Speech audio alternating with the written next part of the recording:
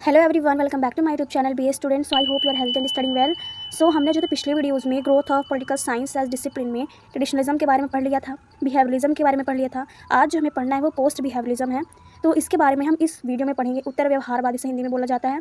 तो फिर इसके बाद हम इसकी थोड़ा डिफरेंसेस देखेंगे, ट्रेडिशनलिज्म की, बिहेवियरिज्म की, और पोस्ट बिहेवियरिज्म में थोड़ा सा डिफरेंस भी नेक्स्ट वीडियो में देखेंगे। सो इस लेक्चर में जो है हम पोस्ट बिहेवियरिज्म के बारे में पढ़ेंगे, ये क्या है और कैसे स्टार्ट हुआ, किस चीज़ से जो है तो ये राजनीति में एक तरह से पॉलिटिकल साइंस में इसका एक आवश्यकता के रूप में इसको स्वीकारा गया। तो इसके बारे में थोड़ा सा यहाँ पे पढ़ेंगे। सो हमें यहाँ पे टॉपिक दिया है पोस्ट बिहेवियरिज्म। इसके बारे में यहाँ पे पढ़ना है। So post behaviourism is a thought that tries to connect political science to the real issues and needs of the society। यहाँ पे मेनली ये कहा गया है कि ये जो पोस्ट बिहेवियरिज्म है, मतलब उत्तर व्यवहारवाद, ये एक ऐसा थॉट है, इज़ अ थॉट। ये क्या है? ये एक ऐसा थॉट है, ये एक विचार है जो कि that tries to connect political science, जो राजनीतिक विज्ञान को जो है तो रियल इशू से हो गया, और नीड ऑफ सोसाइटी मतलब कहने का कि जो रियल इशू हो गया, एक तरह से कहा जाए वास्तविक मुद्दे जो होते हैं और जो भी हमारी नीड है, नीड ऑफ सोसाइटी मतलब कि जो भी हमारी आवश्यकता है एक तरह से बोला जाए सोसाइटी की, उससे ये जोड़ने का काम करती है। ठीक है, तो पोस्ट बिहेवियरिज्म में थॉट ये एक ऐसा विचार है जो कि क्या ट्राई टू कनेक्ट करती है पॉलिटिकल साइंस से, एक रियल इशू से और सोसाइटी से, जो सोसाइटी की आवश्यकता होती है उससे ये जो है तो एक तरह से कनेक्ट करती है। It was a reform movement that started in the late 1960। अब यहाँ पे कहा गया है कि ये एक सुधार आंदोलन के रूप में है, मतलब रिफॉर्म मूवमेंट जो कि बोला जाए तो ये एक सुधार आंदोलन था जो कि 1960 के बोला जाए तो 1960 में जो है तो स्टार्ट हुआ था।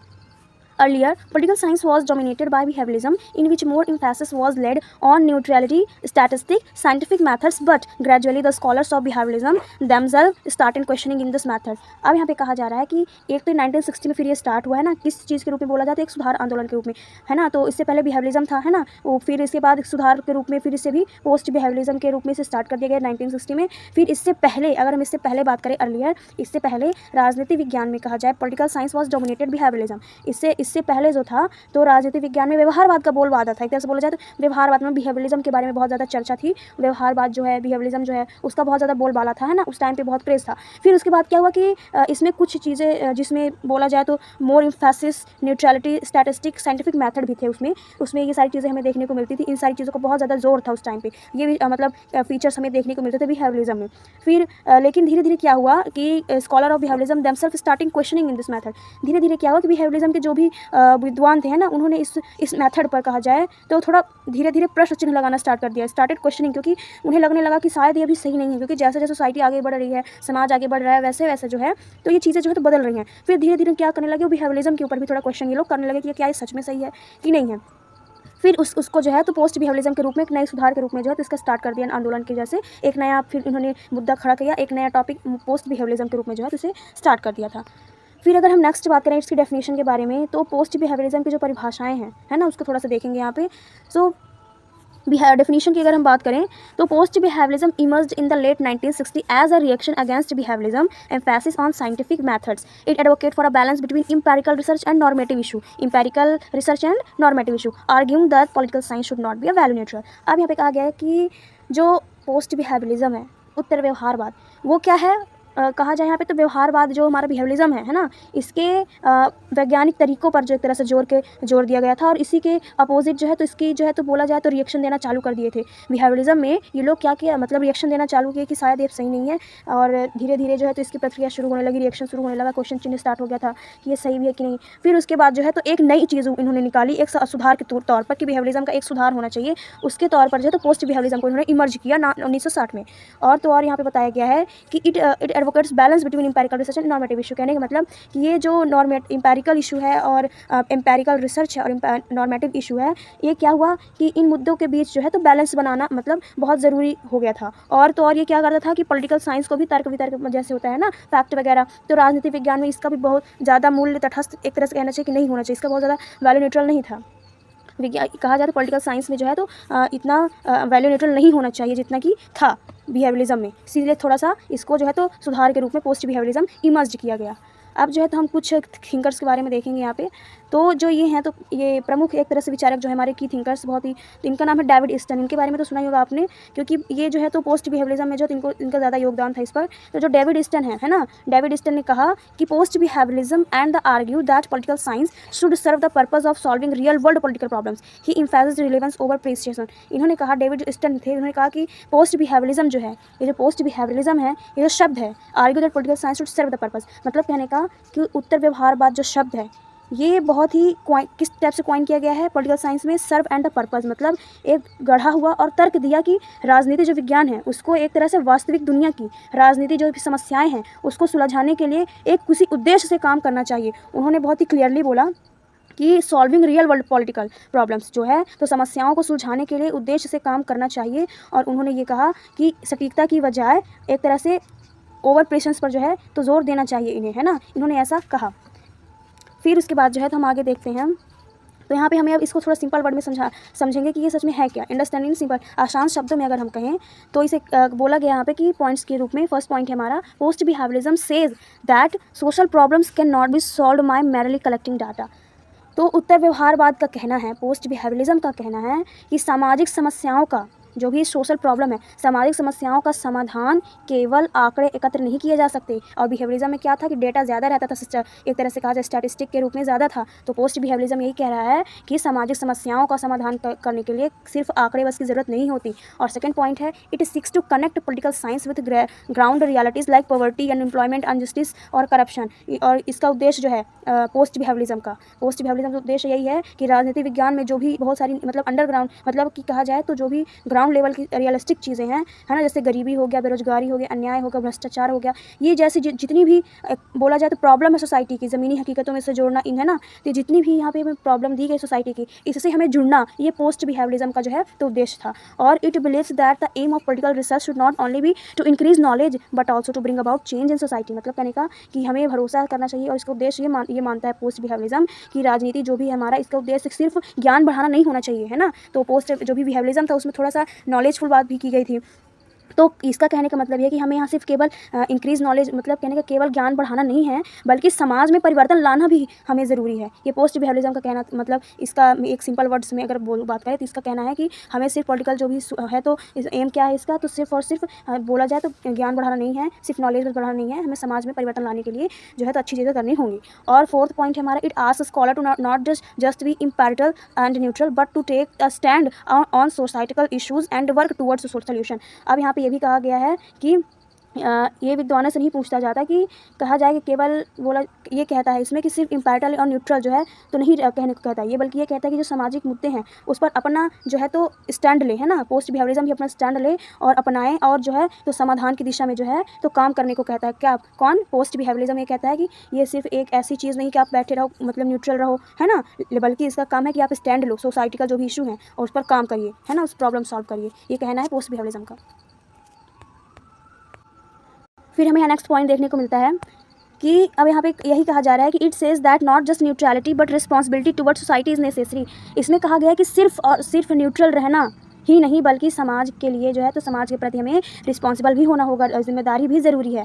फिर political research should not be limited to theory only but it should work in the interest of the society. मतलब जो भी हमारी राजनीतिक है, हमारी पॉलिटिकल रिसर्च है जो हम रिसर्च करते हैं, ये सिर्फ और सिर्फ लिमिटेड थ्योरी ही है ना, लिमिटेड थ्योरी है, लेकिन हमें लिमिटेड थ्योरी नहीं होना चाहिए, बल्कि इसे समाज के हित में काम करना चाहिए। जो भी पॉलिटिकल रिसर्च की थ्योरियाँ हैं जो तो सीमित तक नहीं होनी चाहिए, उसका सिद्धांत सिर्फ सीमित ना हो, बल्कि और भी ज़्यादा जो है तो समाज के हित में काम करे।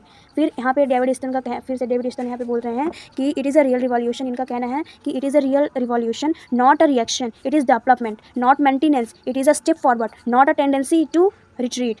तो ये एक वास्तविक क्रांति है, it is a real revolution, और नॉट अ रिएक्शन मतलब प्रतिक्रिया नहीं है, इट इज़ अ डेवलपमेंट ये विकास है, और नॉट मेंटेनेंस मतलब कहा जाए तो ये कहा गया है कि ये रख रखाव नहीं है, ये एक आगे बढ़ने वाला कदम है, पीछे हटने की प्रवृत्ति इसकी नहीं है, बल्कि आगे बढ़ने की है। It is movement as well as intellectual tendency. He further state that's the post behavioural revolution is neither an attempt to return political research to a golden age nor it's a objective destruction of any particular methodological approach. It is positive movement that emphasizes reform rather than counter reforms। तो exam में अगर आपको कोई definition पूछेगा तो आप according to David stern के अनुसार आप ये वाली डेफिनेशन लिख सकते हैं, बहुत इंपॉर्टेंट है और अच्छी भी है और इतना इनफ है आपको लिखने के लिए।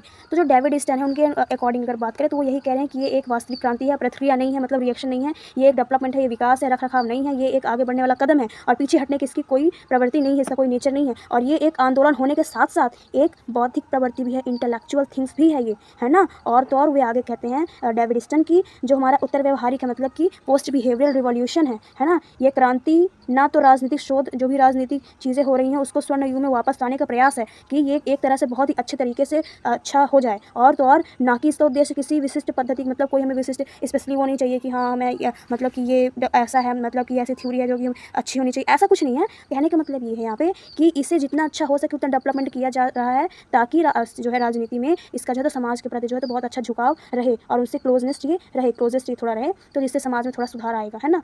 तो ये कहा गया है और ये एक पॉजिटिव मूवमेंट है ना, ये एक सकारात्मक आंदोलन है। और तो और ये इसका जो इसके प्रति जो है तो सुधारों के बजाय तो है इसको इस पर जो है बोला गया है कि मतलब रिफॉर्म ना करके इसको जो है थोड़ा सा सुधारों पर जोर दिया जाए, कि इसको थोड़ा और सुधारा जाए ताकि और आगे जाके मतलब एक तरह से कहा जाए तो इंपॉर्टेंट रोल प्ले कर सके। फिर आगे हम देखें तो इसकी कुछ कैरेक्टरिस्टिक है पोस्ट बिहेवियरिज्म की, है ना, तो उसके बारे में पढ़ेंगे कि जो उत्तर व्यवहारवाद है हमारा उसकी कुछ विशेषताओं के बारे में जो है तो हम यहाँ पे पढ़ेंगे। सो फर्स्ट हमारा क्या है, balance between value and fact. Balance between value and fact, इसकी मतलब कहा जाए तो संतुलन किसके बीच होना चाहिए, वैल्यू एंड फैक्ट मतलब कि मूल्य और तथ्य के बीच संतुलन। तो पहला कैरेक्टरिस्टिक हमारा पोस्ट बिहेवियरिज्म का यही है कि दोनों जो है तो बैलेंस रखते हैं, क्या वैल्यू और फैक्ट दोनों बैलेंस रखते हैं। Post behaviourism believe that not only facts but also value play an important role in politics, therefore it ends that conflict between two and talk about balance. कहने का मतलब ये है कि जो हमारा पोस्ट बिहेवियरिज्म है, जो उत्तर व्यवहारवाद का मानना है कि राजनीति में न केवल फैक्ट बल्कि उसका वैल्यू भी बहुत ज़्यादा इंपॉर्टेंट प्ले रोल करता है पॉलिटिक्स में, और इसीलिए देयरफॉर इसीलिए जो है तो ये दोनों के बीच हमें अक्सर के संघर्ष को समाप्त करता है, मतलब कि जो भी हमारी कॉन्फ्लिक्ट चीज़ें होती हैं ना तो उसको जो है तो ख़त्म कर देता है जब हम दोनों को है तो बैलेंस बना के चलते हैं। तो ये हमें बताया गया है कि to talk about the balance, यहाँ पे इनके दोनों की बैलेंस की बात की जा रही है कि इन दोनों के बीच बैलेंस होना चाहिए, तब जाके जो भी समस्याएं हैं ना वो आसानी से जो है तो सॉल्व हो सकती हैं। सेकेंड हमें देखने को मिलता है emphasis on action and relevance, मतलब एक्शन एंड रिलेवेंस मतलब कार्यवाही पर जोर दिया गया है यहाँ पे, है ना। तो this ideology says that political science should not remain just in theory but it should do something for the society and should remain connected with the issue of today. मतलब ये विचारधारा कहती है कि जो भी हमारे राजनीतिक विज्ञान को सिर्फ यहाँ तक कि थ्योरी बस नहीं माना गया, जस्ट इन थ्योरी नहीं है ये, बल्कि ये क्या है कि do something for the society, मतलब कहने का कि हमें समाज के लिए कुछ करना चाहिए और आज के मुद्दों से जुड़ना चाहिए, ये इसका एक्शन है। आज के डेट पे पोस्ट बिहेवियरिज्म का एक्शन क्या होना चाहिए, समाज से जुड़ना और उनके इशू को जो है तो सॉल्व करना। अगर हम थर्ड कैरेक्टरिस्टिक की बात करें, उसकी तीसरा जो फीचर है हमारा पोस्ट बिहेवियरिज्म को हमें देखने को मिलता है वो क्या है, रिस्पेक्ट फॉर टेक्निकल नॉलेज, तकनीकी ज्ञान का सम्मान यहाँ पे किया जाता है पोस्ट बिहेवियरिज्म में। This approach beliefs that the use of technology and new methods is necessary but the real problem of the society can not be ignored. मतलब कहा जाए तो ये जो अप्रोच है बिलीव, मतलब जो अप्रोच हमारा है ना वो जो दृष्टिकोण हमें देखने को मिलता है भरोसा करता है किस पे, कि यूज़ ऑफ टेक्नोलॉजी, मतलब कहा दृष्टिकोण ये मानता है कि हम जिस टेक्नोलॉजी को मानते हैं जिस पर भरोसा करते हैं वो आवश्यक है, लेकिन जो भी हमारी समाज की रियल प्रॉब्लम है, जो भी हमारे समाज का वास्तविक समस्याओं को हम नज़रअंदाज नहीं कर सकते। ज़रूरी नहीं कि हर चीज़ टेक्नोलॉजी के द्वारा ही किया जाए, हमें कुछ न्यू मेथड भी ज़रूरी हैं, लेकिन रियल प्रॉब्लम ये है कि सोसाइटी कैन नॉट बी कहा जाए तो इग्नोर, सोसाइटी को हम इग्नोर नहीं कर सकते, उसकी चीज़ों को उनकी प्रॉब्लम को हमें समझना ही हमारी पहली जिम्मेदारी होनी चाहिए।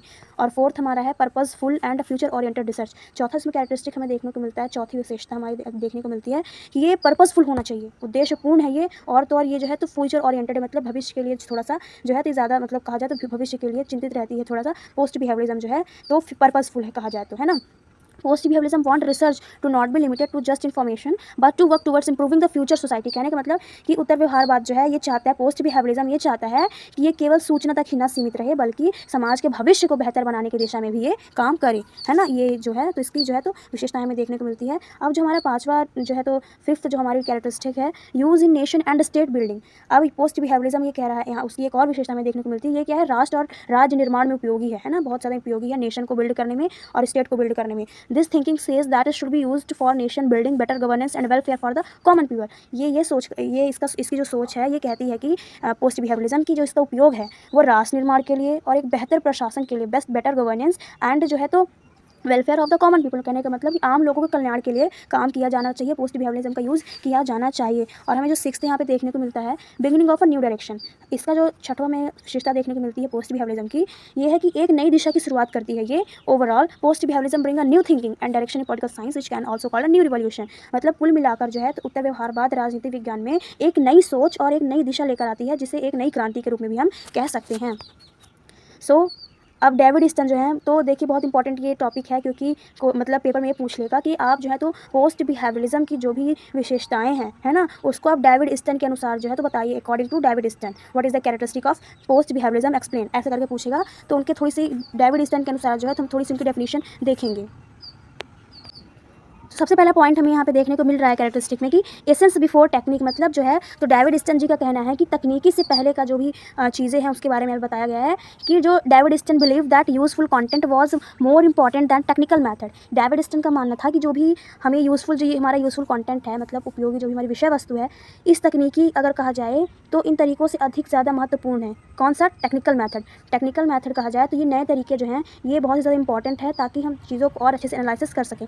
Merely having advanced research tool which achieve nothing unless they are used to understand the real problem of society. Only that reason will be considered a good which is related to current social issues. तो यहाँ पे कहा गया है कि ये से useful content बस मतलब होना नहीं चाहिए, मतलब यूज़फुल कंटेंट की अगर हम बात करें तो टेक्निकल मेथड को भी अपनाना चाहिए। Merely having advanced research tool will achieve nothing unless they are use to understand the real problem society. कहने का मतलब ये कि सिर्फ उन्नति के लिए जो है तो ये जो हमें दिया गया है ये कुछ हासिल नहीं होगा, है ना, बल्कि क्या करना है हमें कि हमें इसका उपयोग जो है तो समाज की जो भी रियल प्रॉब्लम्स हैं उसको समझने के लिए किया जाना चाहिए। और केवल यही अगर रिसर्च नहीं करना चाहिए कि कहने के इनका मतलब ये कि रिसर्च करने भर से नहीं होता, बल्कि हमें समाज में जो भी चीज़ें हैं, वास्तविक समस्याएं हैं, उन्हें समझने के लिए करते इसका उपयोग किया जाना चाहिए टेक्निकल मेथड का। और केवल कहा जाए तो माना जाएगा कि वर्तमान सामाजिक मुद्दों से भी ये थोड़ा जुड़ा हो, सोशल करंट एक तरह से कहा जाए तो इशूज़, मतलब आज के भी मुद्दों से ये जुड़ा हो, है ना। तो इनका डेविड ईस्टन का मानना था, ये इसी पर भरोसा करता है कि जो भी टेक्निकल चीज़ें हैं वो समाज से भी जुड़ने का काम करें। फिर यहाँ पे जो है तो सेकंड हमें देखने को मिलता है, यहाँ पे इसकी जो भी हमें कैरेक्टरिस्टिक देखने को मिलती है डेविड ईस्टन के अनुसार, तो इम्फेसिस ऑन सोशल चेंज, इनका मानना सेकंड इनकी मतलब कैरेक्टरिस्टिक बताई गई है कि सामाजिक परिवर्तन पर जोर। ये जो है तो पोस्ट बिहेवियरिज्म की अपने अनुसार जो है तो इसकी ये फीचर्स बताते हैं कि ये क्या है कि इम्फेसिस ऑन सोशल चेंज, कहने का मतलब ये सामाजिक परिवर्तन पर भी जोर देता है।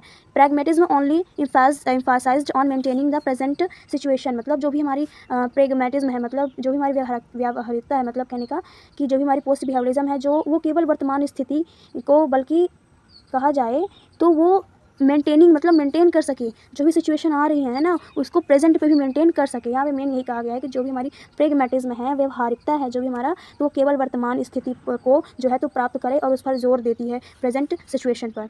But post behaviourism believe that change and reform are necessary in the society, लेकिन जो हमारा पोस्ट बिहेवियरिज्म है उसका मानना है कि समाज में परिवर्तन और सुधार भी बहुत ज़रूरी है। It talks about thinking in the direction of improvement and change, और ये सुधार और परिवर्तन की दिशा में सोचने की बात भी करता है। हमारा जो है तो सेकंड कैरेक्टरिस्टिक ये बताया गया है डेविड ईस्टन के अनुसार, है ना।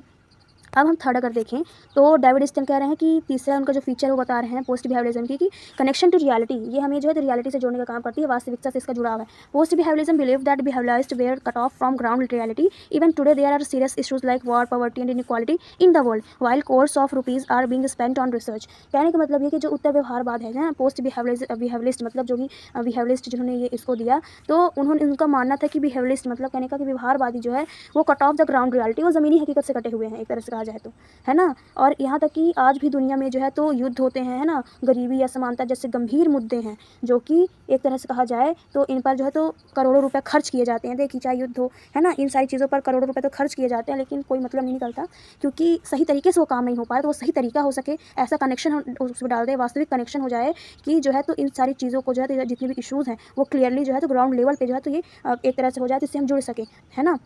यहाँ पे ये बताया गया देयरफॉर, इसीलिए research should be directly connected to the bitter realities of society, इसीलिए जो भी रिसर्च हो रही है वो ऐसा होना चाहिए जो डायरेक्ट कनेक्ट कर सके सोसाइटी से, है ना, सीधे जो है तो वास्तविक समस्याओं से जुड़ सके। इसीलिए पोस्ट बिहेवियरिज्म की कुछ डेफिनेशन मतलब कैरेक्टरिस्टिक्स हमें यहाँ पे देखने को मिलती हैं। अब चौथा डेविड ईस्टन जो है वो अपने अकॉर्डिंग जो है तो पोस्ट बिहेवियरिज्म की बताते हैं कि features. So value laden political science, value laden political science, इस पर ये क्या कहा गया यहाँ पे इनकी जो फोर्थ हमें देखने को मिलती है characteristic, pragmatism advocated research to be value free, meaning it should not involve emotions, morals और आइडियल्स।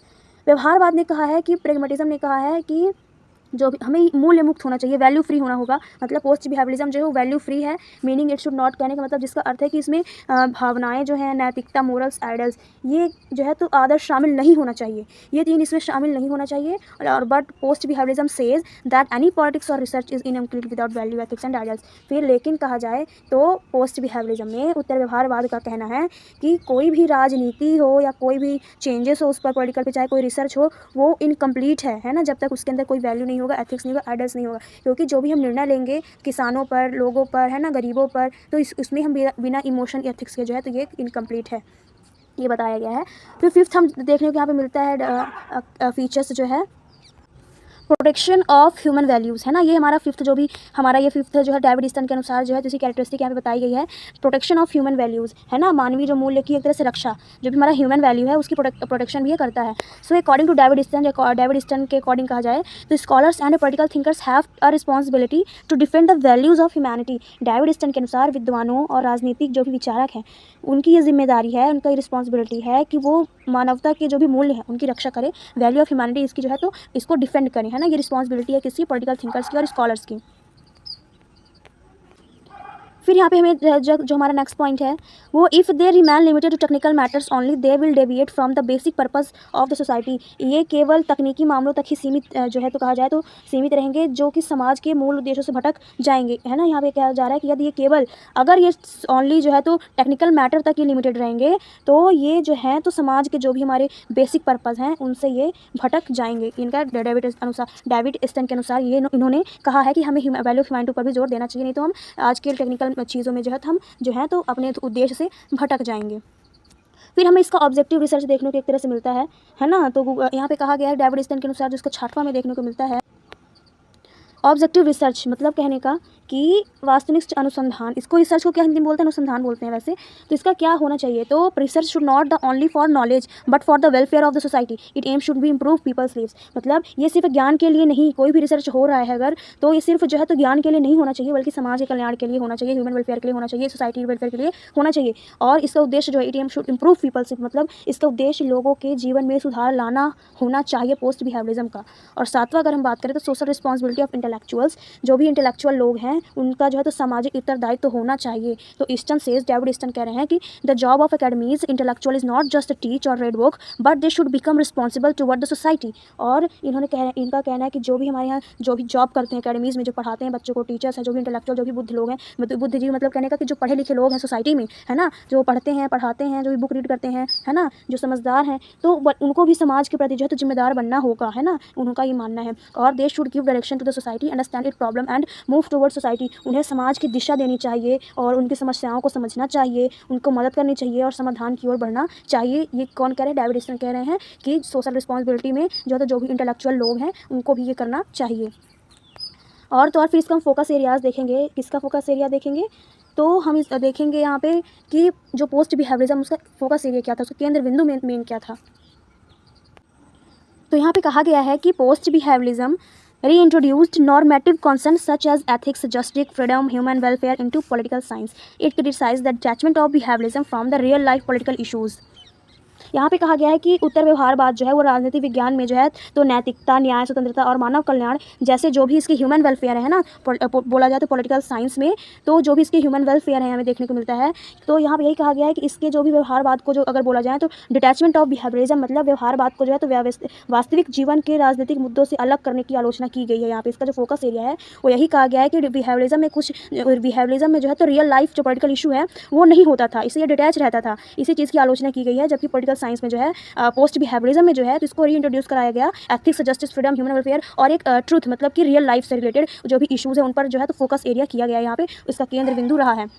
अब मेथड की अगर बात करें यहाँ पे तो मेथड दिया गया है फिर, while it does not reject the empirical approach, post behaviourism argue that political science should be more problem solving oriented with focus on addressing urgent social issues. मतलब कहा गया कि इसके तरीका जो है पोस्ट बिहेवियरिज्म का जो तरीका यहाँ पे देखने को मिलता है ये बहुत ही एक तरह से बोला जाए तो ये जो है तो स्वीकार नहीं किया है किस चीज़ का, इंपेरिकल अप्रोच का। ये जो है तो इसको इसने रिजेक्ट किया। ये जो हमें इसमें देखने को मिलता है, इसमें नहीं देखने को मिलता। इंपेरिकल अप्रोच इसमें हमें देखने को नहीं मिलता। Post behaviourism argue political science should be more problem solving oriented, मतलब कि जो भी हमारा पोस्ट बिहेवियरिज्म है ये आर्ग्यू करता है कि जो पॉलिटिकल साइंस में जो है तो मोर प्रॉब्लम जो है तो उसको सॉल्विंग ओरिएंटेड होना चाहिए। मतलब कहने का कि वो जितनी भी अधिक समस्याएं हैं उनको समाधान करने में जो है तो इसको एक तरह से बोला जाए तो आगे होना चाहिए। और with a focus addressing urgent social issues कहने का, और जितने भी अर्जेंट मतलब तत्कालीन सामाजिक जो मुद्दे हैं उस पर ध्यान केंद्रित करना चाहिए। ये इसका तरीका है पोस्ट बिहेवियरिज्म का। फिर जो है तो लास्ट हमारा अगर देखें तो इसकी कुछ क्रिटिसिज्म हमें देखने को मिलती है, क्योंकि कोई भी अच्छी चीज़ उसकी क्रिटिसिज्म जो है तो हमें देखने को मिलती है। तो इसकी कुछ आलोचना ज़्यादा नहीं, लेकिन आलोचना इसकी थोड़ी सी की गई है कि some critics argue that post behaviourism risk returning political science to subjective और speculative discipline by placing too much emphasis on values. तो कुछ जो आलोचक हमें यहाँ देखने को मिलते हैं, जो कुछ आलोचकों का ये तर्क है, उनका मानना ये था कि उत्तर व्यवहारवाद जो है ना तो वो रिस्क है, रिस्क लेता है, बहुत अधिक जोर देकर राजनीति विज्ञान में रिस्क लेता है, जो सब्जेक्टिव और speculative discipline by placing too much emphasis on value. कहने का मतलब कि बहुत अधिक जोर देकर राजनीति विज्ञान को एक जो बोला जाए तो कहा जाए काल्पनिक अनुशासन में बदलने का काम किया जा रहा है। यहाँ पे काल्पनिक चीज़ों पर इतना ये अनुशासन यहाँ पे दिखाया गया है कि ये लगता है कि काल्पनिक है, कुछ ज़्यादा प्लेसिंग इसमें की जा रही है, ऐसा इनका मानना है। तो आज की वीडियो में बस इतना ही। आज हमने जो है तो यूनिट फर्स्ट में जो है तो तीसरा चैप्टर कंप्लीट कर लिया, ट्रेडिशनलिज्म, बिहेवियरिज्म, पोस्ट बिहेवियरिज्म। अब नेक्स्ट वीडियो में जो है तो हम इसको डिफ्रेंशिएट करेंगे इन तीनों को, है ना। तो फिर मिलते हैं नेक्स्ट वीडियो में। तब तक के लिए खुश रहिए, आबाद रहिए, पढ़ते रहिए और आगे बढ़ते रहिए।